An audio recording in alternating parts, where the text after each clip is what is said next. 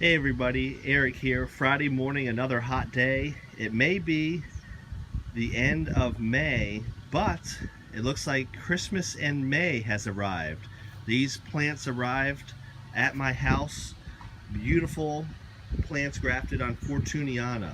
I'll put a link in the bottom. We have very sandy soil here in eastern North Carolina, so I try to purchase most of my plants on fortuniana. That's a rootstock. That's kind of a specialized one. It does better in the south, does better in sandy soil, so it's more of a southern rootstock.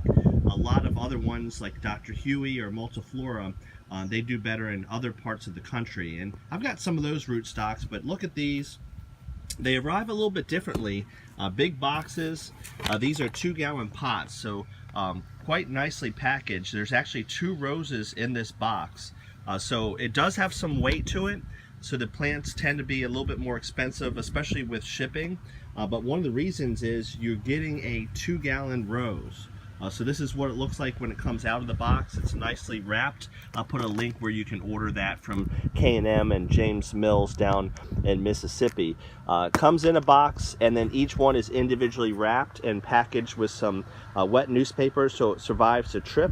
And then when you pull it out of the box, this is what you get. Again, totally different from what you usually order in terms of mail order. If you go to a local nursery, yes, you'll probably get roses potted up in a 2-gallon container, but when you usually get it through the mail, it's a bare root rose where the canes have been cut, the leaves have been stripped, and the soil is removed. So all you're getting is a dormant plant. So this is far different. These are in 2-gallon pots, and they're potted up in potting soil. Fortuniana is very hard to transport bare roots, so that's why they come this way. So a different looking rose than you may get in the fall or spring, bare root from some of the larger companies. The other thing you'll notice, some of them don't have a lot of leaves, and you may think, well, it's not looking all that good. But for Jim to get these in a box like this and ship it, he's got to cut it down a little bit and remove some of the leaves. But if you look really carefully, some tremendous growth on these canes. So these roses, we'll get them in the ground here shortly. Sometimes if they're a little smaller, I'll let them remain potted up, get some legs under them, and then plant them here in a couple weeks down the road. So they do look different when they come, 2-gallon pot. They may not have a lot of leaves on them at the time, but you can see this tremendous growth. So these things will jump out of the ground shortly. So very excited. I'll show you in the coming weeks how they do in the garden.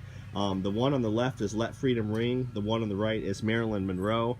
Unfortunately, I had to reorder some of these because we were hit pretty hard here in eastern North Carolina with Hurricane Florence. So I lost quite a bit of roses last fall, and then during the winter because of excessive rain. So I had to rebuy from Mr. Mills down at K&M. I'll put a link in the video. Very excited. I want to get these out of the boxes, get them watered up, and start thinking about digging some holes to plant them in. And as we head through the next couple weeks, I will post some updates on these roses, how they're doing. But I just thought you might like to see how they arrive. Pretty neat. Rosebush arriving that large, that big of a pot through the mail. Post in the comments below, where do you like to order from? I mentioned these are from K&M. I love ordering when I'm doing Multiflora from Palatine Roses up in Canada. They have a great product. Their rootstock's hard to beat in terms of mail order. Very, very long roots on them. They do a phenomenal job. So Palatine and K&M, and then Wisconsin Roses, Steve Singer up in Wisconsin, I like to order from him. And in fact, here's a couple of his maidens. We're going to talk about those. That's Louise Estes there, how you can do a maiden rose. That's pretty neat process as well. So I mentioned 3 of my favorite vendors, Palatine, K&M, and Wisconsin Roses. What's yours? In the comment section below, comment on where you like to order roses from, your experience, and any tips that you might have for ordering roses through the mail. Have a great day, everybody.